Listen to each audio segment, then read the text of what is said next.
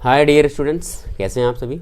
एक सवाल मुझसे कई बार पूछा गया और उसका आज बहुत शॉर्ट में मैं आपको जवाब कंसाइंस में, मैं बहुत ज़्यादा ये बिलीव नहीं करता कि just a video so long just you have to deeply and doing something extra extra extra, that is nothing should be done by any person.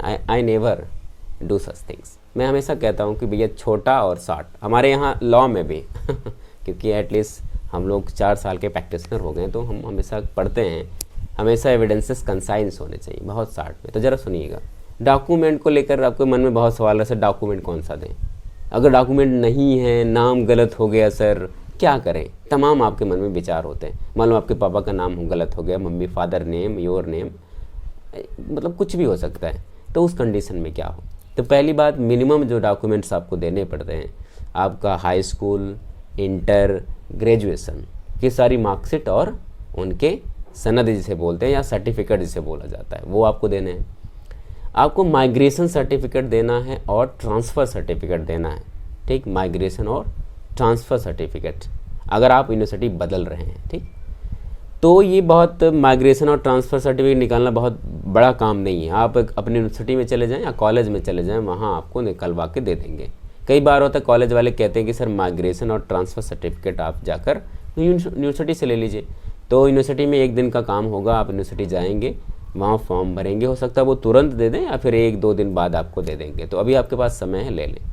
ये तो हो गया भाई नॉर्मल आपके एजुकेशनल क्वालिफिकेशन के डॉक्यूमेंट्स, ठीक। दूसरा, मान लो कैटेगरी के आदमी हैं, मान लो आप OBC के हैं, EWS के हैं, ST के हैं, या फिर आपका जो और है PH कैटेगरी, हैंडीकैप हैं आप, है ना, आप दिव्यांग आदमी हैं, तो उस कैटेगरी से आते हैं मान लो, तो आपको हमेशा ये ध्यान रखना वो सर्टिफिकेट आपको देने पड़ेंगे, है ना।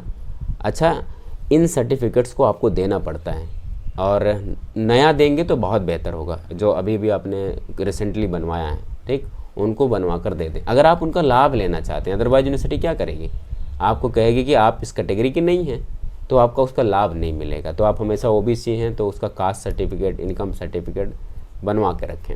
इसी तरीके से आप EWS हैं तो उसको बनवा के रखें, ST से हैं उसको बनवा के रखें, या फिर आप और कैटेगरी के जो सर्टिफिकेट्स हैं जैसे कि भाई आप PH हैं तमाम, या मतलब जिसका आप लाभ लेना चाहते हैं वो सर्टिफिकेट आप बनवा कर रख लेंगे, ठीक। तो ये एसेंशियल डॉक्यूमेंट हो गए। अब सर लग रहा है कि सर मान लो हमारे पास सर कोई डॉक्यूमेंट नहीं है, तब क्या करेंगे, और हमारा नाम गलत हो गया या father name, mother name, date of birth ये सब गलत हो गए, तो उस कैटेगरी, उस संबंध में क्या कहेंगे। सिंपल सी बात है बालक, आप हमेशा यूनिवर्सिटी आपको समय देती है, आपको सिर्फ एक काम करना है, एफिडेविट लगाना है, एक हलफनामा लगाना है, उस पर ये लिख के देना है कि जो हमसे गलती हो गई, ये चीज़ गलत है, इसके लिए आप मुझे 15 दिन का समय दिया जाए, या ये चीज़ गलत हो गई है, ये चीज़ें मुझे कुछ समय दिया जाए तो हम इसको बनवा कर दे देंगे। तो कहते कि एक एफिडेविट लगा दो, कहीं भी लगा दो, तो आपको एटलीस्ट समय मिल जाता है 15-20 दिन का, महीने का, ताकि आप, और यूनिवर्सिटी में तो लगभग कई यूनिवर्सिटी ऐसी हैं 6-6 महीने का समय दे देती हैं, तो आप एक एफिडेविट लगाकर ऐसा कर सकते हैं, ठीक। तो कहते हैं कि एक एफिडेविट लगाओ और आपको इन चीज़ों से छुटकारा मिल जाएगा। और हालांकि हर चीज़ का अपना अपना है कि भाई यूनिवर्सिटी चाहेगी तो आपको 10, 15, 20 दिन का समय ग्रांट करेगी, आप उसी समय में आप उसको एक सर्टिफिकेट लाकर देंगे सही करा कर। तो हमेशा आप घबराना नहीं है कि सर हमारे पास ये हो गया, जैसे मैसेज आते रहते हैं कि ऐसा हो गया सर, वैसा हो गया। तो हमेशा इस बात का ध्यान रखो, हर चीज़ का प्रोसीजर है, बस उसको फॉलो करना, ठीक। तो घबराना नहीं है, सारे डॉक्यूमेंट्स मैंने आपको बता दिए क्या लगना है और कैसे लगना है, ठीक। मुझे उम्मीद है आप समझ गए होंगे। अगर आपको एडमिशन वाली वीडियो देखना है तो उसको देख लो, आपको ये भी क्लियर हो जाएगा कि पूरी प्रोसीजर कैसे चलती है, ठीक।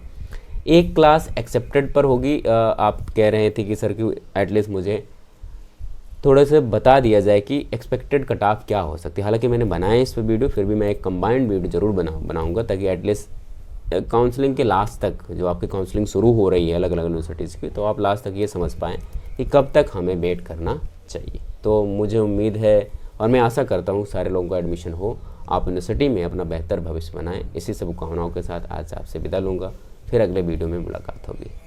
Thank you.